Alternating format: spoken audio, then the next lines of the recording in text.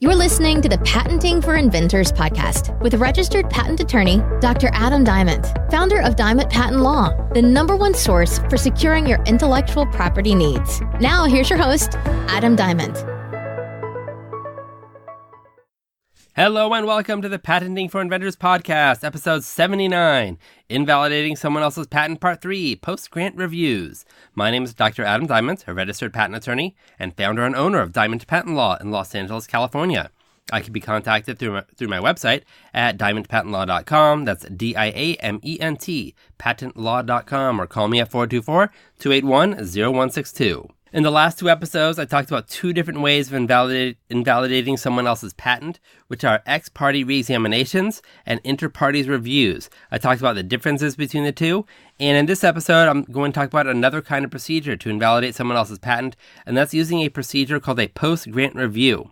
Now, if you remember, I said in order to do an inter partes review, you have to wait 9 months that have passed since the patent has issued before you can petition for one. Now, what if a patent just issued and you really want to invalidate it and don't want to use the ex parte re-exam procedure because there are just too many limitations on it?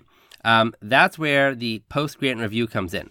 It's meant for patents that just recently issued within 9 months and you think it was issued incorrectly. One advantage of the post-grant review is that you can argue for invalidity on more grounds. Now, remember how I said in the other options, you could only argue invalidity on lack of novelty or obviousness grounds. For post-grant reviews, you're allowed to argue any ground. So it could be subject matter eligibility, like the person got a patent on a natural phenomenon or an algorithm.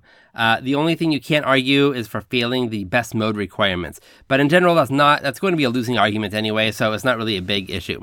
Also, in inter partes and ex parte reexamination, the evidence that you had must be patents or printed publications. But in the post-grant review, this one, you can use things as evidence that aren't patents or printed publications, such as maybe public use or sale activity or other public disclosures that weren't actually printed publications. So what you do is you file a petition like the inter partes review, and the patent office is going to determine to go on to the next phase by seeing whether it's more likely than not at least one of the claims challenged in the petition is unpatentable. It's technically a different standard than the inter partes review, which is a reasonable likelihood that the petition would prevail, or the ex parte standard, which is a substantial new question of patentability. But in the end, I'm not sure how much the wordings of these standards makes much of a difference in deciding whether the patent office is going to go on to the next step.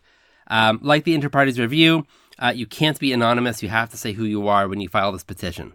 There are all kinds of technical details that are slightly different, but it's going to be pretty similar to the inter partes review, where the patent owner gets to respond, the patent office makes a decision to go forward, and sets forth a time frame for discovery, amending claims, motions of excluding evidence, and oral hearing.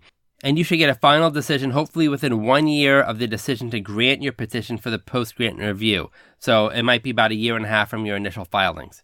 You really want to think about this procedure if a patent just issued, and especially consider it if you think there's evidence that the patent shouldn't have been granted because of something that wasn't a patent or printed publication, because that's not stuff that you could bring up in the inter partes review or ex parte reexamination.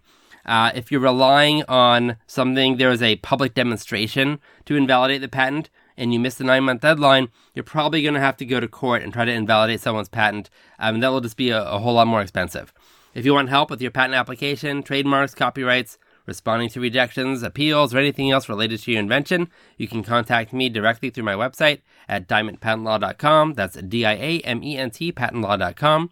Email me at adam@diamondpatentlaw.com or call me at 424-281-0162.